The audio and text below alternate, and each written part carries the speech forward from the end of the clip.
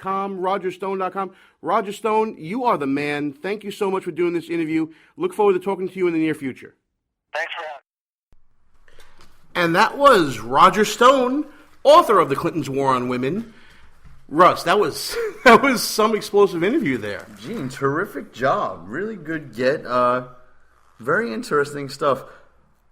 I have to say, Dick Cheney once shot a man in the face, and that man turned around and apologized to Dick Cheney. I don't want to draw a direct comparison here, but I remember early on in the Trump candidacy, there was some question as to whether or not Roger Stone resigned or was fired from the campaign. But either way, the two men remained friends, no matter which one of those versions are true, and he still fully supports Donald Trump. I think Donald Trump is the man. I really do.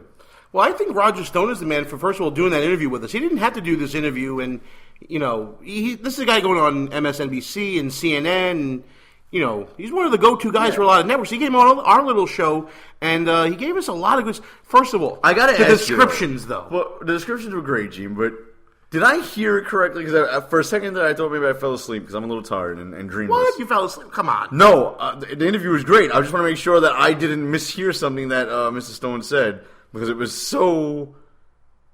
Not I want to PC? say almost unbelievable. Something about a prostitute and Bill Clinton and an out-of-wedlock black kid that he might have. Now, why thrown is that around so there. unbelievable, by the way? I mean, this is astonishing. Did I hear that correctly? That's all I'm asking you. I think you did hear that correctly, and that's just one of many details. I got to get this book now. I have to get this book. I got it for you already, pal. It came Get in the mail. I'm going to give it to you, and you're going to read it. And next week, folks, after listening to the show on podcast, we're going to ask you a question next week about this interview, and you got a chance to win a copy of Roger Stone's book, The Clintons' War on Women. Available now where final books are sold, including on Amazon.com. Go to clintonswar.com. And while we got you going to websites, we are at halftime here. Thanks for listening to Behind Enemy Lines Radio. I'm Gene, he's Russ. And while we got you listening, check out the official blog of this site. That's www.behindenemylinesradio.us. Check us out on the Facebooks and the Twitters at BEL_radio. And congratulations, Russ, on breaking 1,000 Twitter followers, by the way. That's pretty good. I'm about to delete a few of them. I want to get back on this.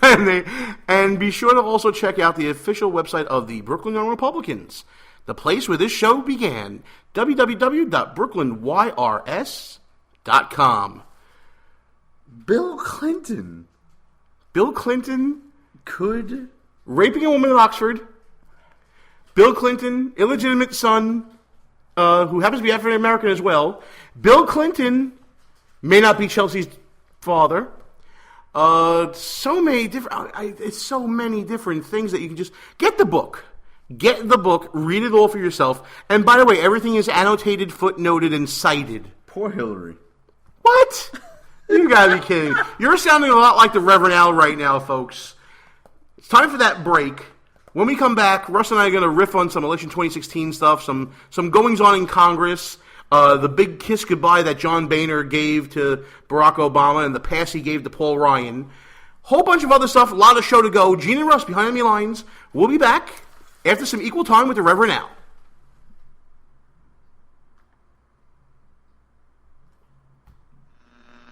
The show will be right back. But first, a word from Al Sharpton. But resist we much. We must. They're all jitty about a shutdown. The tortoise in the race, then co-author of Hubris. U2 lead singer Bono, Fran Drescher, Sigourney Weaver, suspect Jahar Tsarnaev, Rush Limbaugh. Rush Limbaugh, the show Rush Lombard hosts Supreme Court Justice Sonia Sotomayor. Is Mike Muckery yesterday, Antonin Scalia. Kim Kardashian and the Republican candidates, both Cairo and Benghazi, we rank behind Lavita. First stop, Kazakhstan to college students in Beijing. He's getting lunch at Chipotle in Iowa. Bain is appropriate. The GOP's tax day giveaway to millionaires. Why was traffic problems email sent? The Environmental Projection Agency. And what sequestration has done. But wait, there's more. We all know I've had my share of prompter issues. And here's the president meeting with a cola cube. Republicans, Grinches, launching fistful of coal. Copies of the new issue of Charlie Hebdo. He also goes by the name Michael Zahabiba. 26-year-old Nina. Phone. Ray Romano. Honor David Letterman. He died of accidental asphyma. Al-Qaeda in Yemen. The start of school has been postponed several times. Massive manhood is underway. Who spoke at a white supremacist convention. You look at the hand you're dealt with, there are not 60 Republicans after a historic.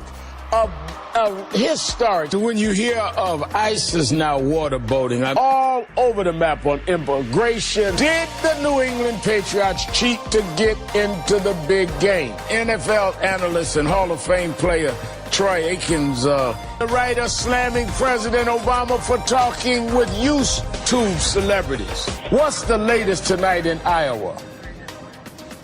Well, in Ottawa. And all we can get is an internet show? Let's get back to it. Gene and Russ, back behind enemy lines. We're still recovering from that interview with Roger Stone. Definitely check out, as we said in the show, clintonswar.com. Check out stonezone.com, and Roger Stone is on the Twitters at Roger J. Stone Jr. Russ is still marveling over some of the allegations in the press release we got from that book. I mean, things from associations with known pedophiles and alleged rapes in Oxford and all these salacious details, Russ. We'll have to do another show on all this. I'm not going to go down this rabbit hole with you right now. I'll tell you what. Well, next week when we give away the book, you'll have a little more of a grasp after I give it to you to read. Let me read through it. And I suggest everybody go out and read that book. But we got more business than just selling books, Russ. Hold on, though. Before you go there, Gene, this just in, an APB has put out live breaking here on Behind Enemy Lines Radio. I was with you the whole time. I didn't do it. Where in the world is Mitch McConnell? Where in the world? Has anyone seen this man? I haven't seen him in a while, Has actually. he come on TV? Has he said a word about anything? You know the president, Barack Hussein Obama? Yeah, I kind of heard of him. He vetoed the Defense Authorization Act, the spending bill for the Defense Department. And why did he do it, Russ? There was like a couple of little provisions in there. Now, here's where I might get riled up.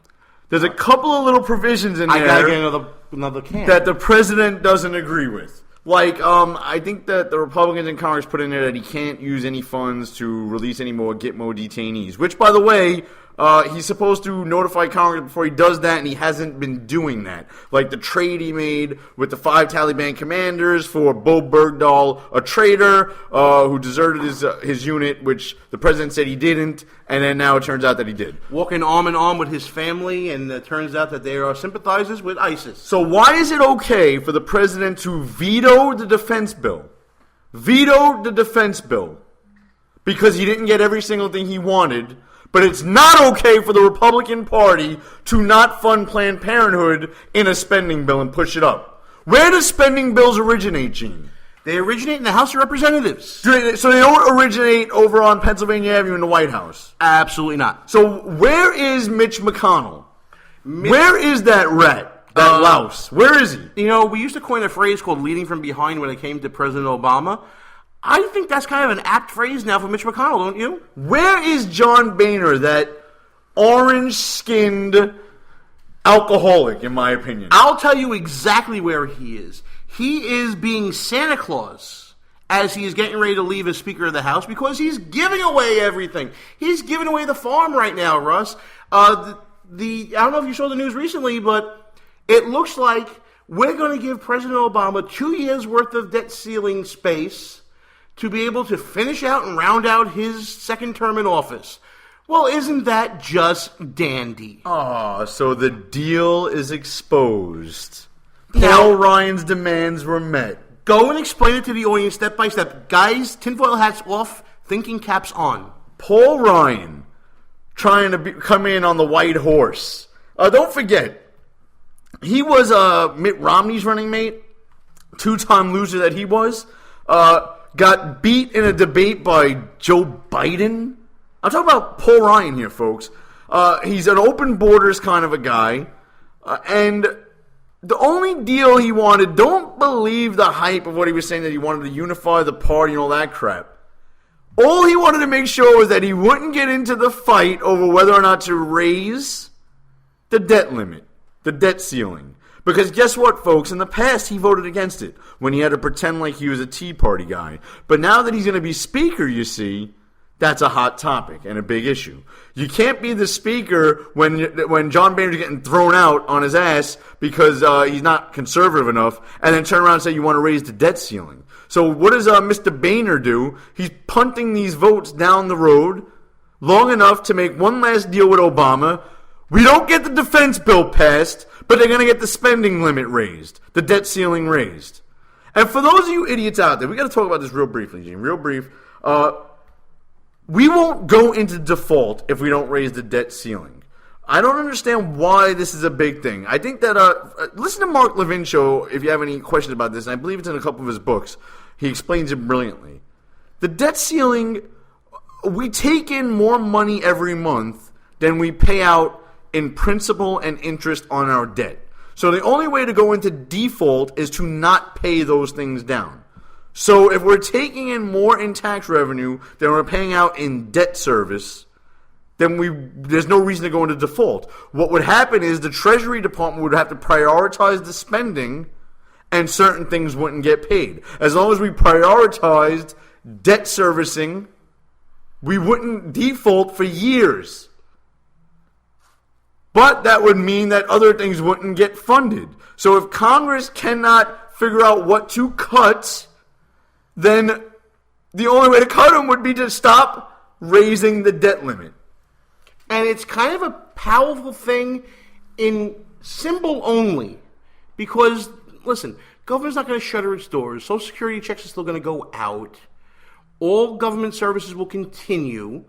The only people who would really be hurt by a debt ceiling limit and no increase would probably be the cronies of government, which is the government bureaucracy. Maybe some of those checks wouldn't be paid, but that would be a way of culling the herd when it comes to an overbloated, oversized, out-of-control government. And that's kind of the bottom line here, Russ, is that, and you hit the nail on the head, this is a deal, and we see it a mile away. Paul Ryan gets cover, because now he doesn't have to make a big decision. He can still vote against it and maintain some conservative credibility, quote-unquote. I'm using Russ Gallo's air quotes right now.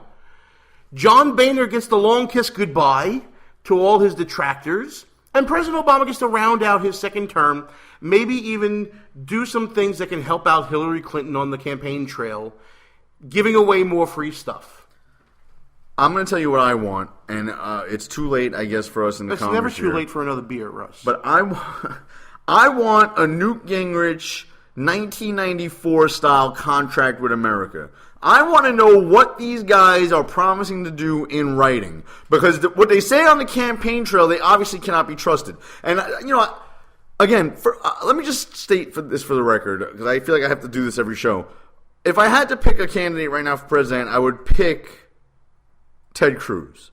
I think he's the best candidate. I think he's the smartest guy up there, and he's the most conservative. But I like Donald Trump more and more each day. And I've said this a few times, but it fits in nicely right here. For those of you like Republicans that aren't understanding this, more than 50% of the party, the primary voters of the party, are picking outsiders who are not involved in government. That should show you something. That we're tired of government insiders. We've tried it this way. We've elected the guys that the establishment has told us we should elect. What results have we gotten? How can we do worse? How could we do any worse with a guy like Donald Trump in office? How could we? How could we do worse? Paul Ryan. Paul Ryan is a huge gamble. This guy is, he looks like a kid, first of all. Looks aren't important. I get it, whatever. You could say that if you want to.